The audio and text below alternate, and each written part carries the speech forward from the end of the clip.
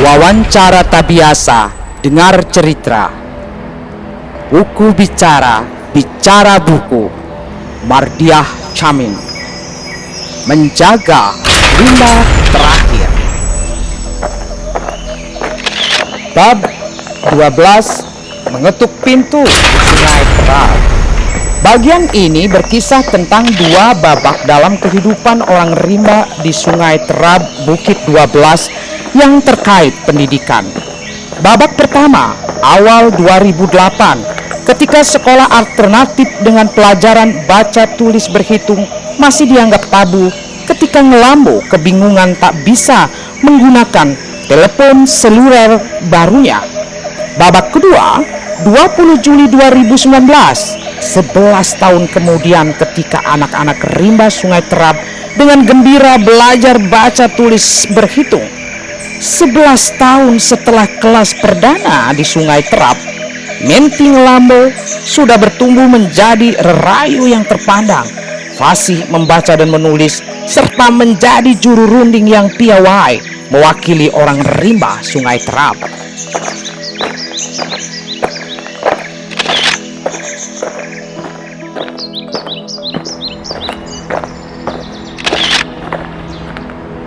Ngelambo mengetuk pintu Sungai Terap awal 2008. Godeng teman, ajari ake baca. Ake mau pakai ini handphone. Wah, sudah punya handphone. Sini aku lihat dulu. Ngelambo mengangsurkan handphone itu ke tangan lawan bicaranya, Jusia Hari Abdi. Kopi bisa baca, kopi bisa pakai handphone itu. Betul, Goding. Orang kota saja belum semua punya handphone ini. Baiknya harus bisa baca tulis dulu untuk bisa pakai handphone. Ajarin aku baca, kata Ngelambo.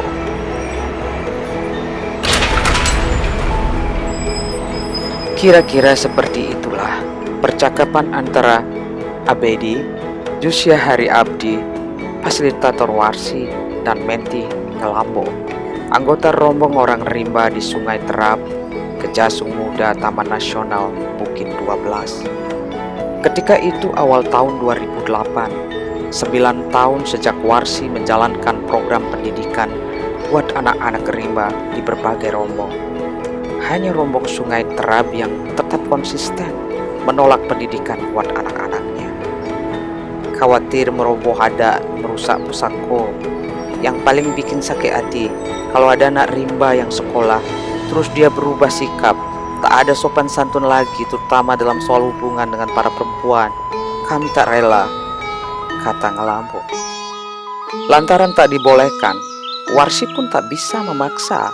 Meskipun di tempat lain, sekolah alternatif ala Warsi sudah diterapkan di berbagai kelompok orang rimba. Semua program kami harus berangkat dari kebutuhan, kesepakatan, dan persetujuan warga, kata Abdi. Sebetulnya Ngelambo bisa saja diam-diam belajar baca tulis di tenda Abdi. Pasti Abdi tak keberatan mengajarinya. Tapi dia tak mau sembunyi-sembunyi. Ngelambo meminta Abdi menemui Tumenggung Marituha. Jauh lebih baik memberitahu niat belajar daripada diam-diam belajar baca tulis, kata Ngelambo. Agak jeri juga Abdi membayangkan kemarahan Tumenggung Marituha. Terdiam dan berpikir agak lama, sampai akhirnya Abdi berkata, "Awau, ya, baiklah, mari kita temui Tumenggung." Sore itu juga, setelah menghabiskan secangkir kopi, Ngelambo dan Abdi menuju tenda kediaman Tumenggung Marituha. Berdua mereka menghampiri Tumenggung yang sedang berbaring. Melihat kedatangan Abdi dan Alwi, Tumenggung Marituha bangun, menghirup kopi, lalu memandang tamunya. Cukup lama keduanya terdiam. Abdi pun sibuk mengatur kalimat yang hendak disampaikan kepada Tumenggung. Jantungnya berdebar. Khawatir kena murka dan hardikan Tumenggung. Sang Tumenggung dikenal sebagai sosok yang teguh pada pendirian. lantaknya tak goyang, cerminnya tak kabur, yang artinya keputusannya tak terbantahkan. Senjata pamungkasnya adalah kata kopi. Tidak. Bercakaplah Abdi, bicaralah. Maaf Tumenggung, jangan marah kawan.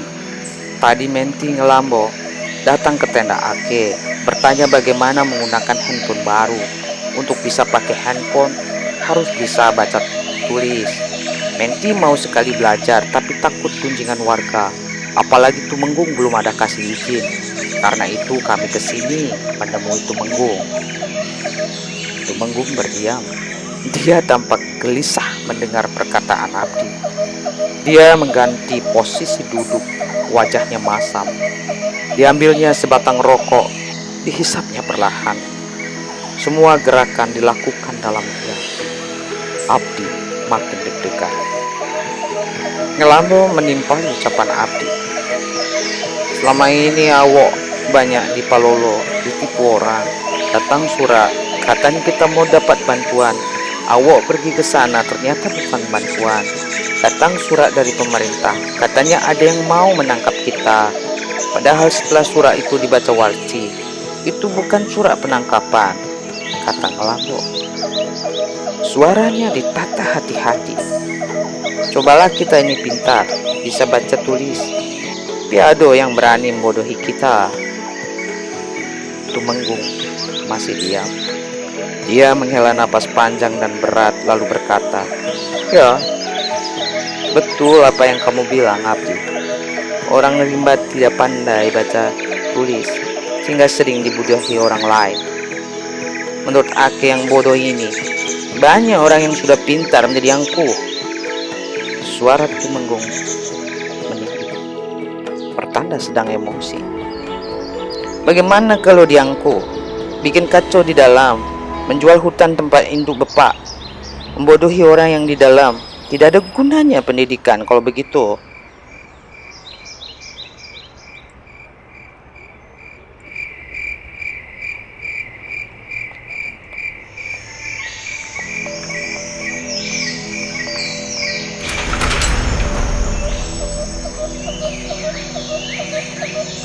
Suasana menjadi tegang. Hening cukup lama, sampai akhirnya Tumenggung memecah kebekuan. Entahlah, kalau yang belajar itu para rayo, jenton yang sudah berkeluarga. Yo, belum dicoba, belum pernah dicoba, katanya. Menurut Tumenggung, ada risiko kalau anak-anak belajar sebab mereka belum punya pemikiran matang. Tapi kalau yang belajar adalah laki-laki yang sudah berkeluarga, tak ada kekhawatiran salah asuh dan menjadi angkuh. Abdi segera mengiyakan solusi yang ditawarkan Tumenggung Marituha. Ini sebuah langkah maju meski belum berupa lompatan yang jauh. Abdi pamit meninggalkan tenda Tumenggung Marituha. Dia tak sabar hendak segera berkoordinasi dengan kantor Warsi di kota Jambi. Sepekan kemudian dimulailah sekolah perdana untuk para rerayu Sungai Terap. Ada 7 lelaki yang duduk di pondok kayu sederhana di tepian hutan karet. Tumenggung Marituha, Menti Ngelambo termasuk murid di kelas awal ini. Deretan abjad A, B, C, D, E, Z. Semua bersemangat, tak jarang pecah tawa lantaran kesulitan melafalkan huruf F, V, W, X, I, Z. Di tengah pelajaran berlangsung, para istri mendatang tenda tempat belajar. Mereka masing-masing membawa sebilah kayu kecil. 7 perempuan, ada yang menggandeng anak-anak kecil, duduk di dekat suami-suami yang sedang belajar. Kaget juga saya, ada apa ini? Jangan para ibu protes dan demonstrasi gara-gara ditinggal suami belajar, kata Abdi. Ternyata para induk justru datang untuk menyemangati rerayu yang sedang belajar. Jika ada suami atau murid yang bercanda, tidak serius, atau kesulitan melafalkan huruf, istrinya bilang sang suami, "Pamano kawanan dokang belajarnya? Kalau ketawa teru, Bagaimana mau pintar kalau tertawa terus? Kata seorang induk sambil mendaratkan pukulan ke pundak suaminya. Pukulan sayang, kata Ngelambo. Tumenggung Marituha tak bertahan lama menjadi murid di kelas Warsi. Akhirnya Tuha, piado baik penangkapannya. Aku sudah tua, tak bagus lagi menangkap pelajaran, kata Tumenggung, menyampaikan pengunduran dirinya dari kelas. Dia berpesan para rayo lain melanjutkan pelajaran dengan baik. 6 murid para rayo melanjutkan pelajaran. Mereka berkumpul di sela-sela waktu berburu dan mengambil getah karet, bisa siang, sore, atau malam. Pelan-pelan semangat belajar para rayo ini meluntur. Mereka susah menghafal dan segan diajak berlatih menulis. Hanya Ngelambo yang terus tekun belajar hingga dia bisa membaca merangkai kata dan menulis kalimat-kalimat sederhana. Ake jadi percaya diri kalau diundang pertemuan dengan orang luar, kata Ngelambo. Komunikasi dengan penghubung orang rimba dan desa, berbicara dengan tauke yang membeli hasil hutan, berunding dengan utusan perusahaan perkebunan karet juga lebih lancar. Ake bisa baca nama orang di handphone, tulis pesan, piado perlu minta bantuan Abedi lagi, kata Ngelambo. Roma tak dibangun dalam semalam. Begitu orang bijak mengingatkan, segala sesuatu harus berjalan proses, tahap demi setahap. Begitu pula program pendidikan di Sungai Terap. Awalnya pintu tertutup rapat, lalu Ngelambo membukanya dengan mengetuk hati Tumenggung Marituha. Beberapa rayo menjadi murid pertama, mencicipi kelas baca tulis berhitung. 4 bulan sudah para rayo belajar. Tumenggung Marituha dan para rayo sudah yakin bahwa pelajaran baca tulis berhitung tidak membahayakan anak-anak dan adat pusako. Tumenggung akhirnya bersedia membuka pintu lebih luas. Anak-anak boleh belajar baca tulis berhitung. Syaratnya, kelas harus di dalam rimba. Anak-anak tidak boleh keluar dari hutan, kata Abdi. Tidak masalah, kami para fasilitator Warsi yang akan datang ke rimba. Kabar terbukanya pintu pendidikan di Sungai Terap ini segera tersiar ke seantero rimba Bukit 12 dan Jambi. Angin segar berhembus ke rombong-rombong orang rimba. Keluarga besar Warsi lega dan senang dengan perkembangan ini.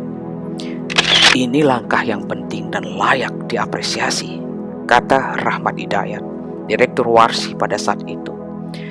Di rimba Bukit 12, 2 kelompok yang ketika itu masih berkeras menolak program pendidikan, yakni Rombong, Serenggam, dan Kejasung Kecil, terilhami langkah Tumenggung Marituha di Sungai Terap.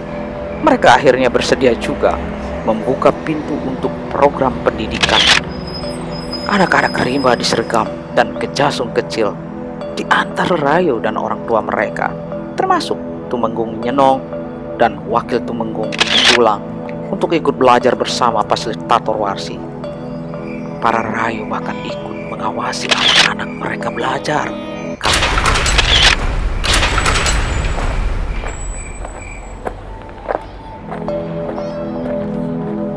Wawancara tak biasa, dengar cerita. Buku bicara, bicara buku. Mardiah Chamim. Menjaga rimba terakhir.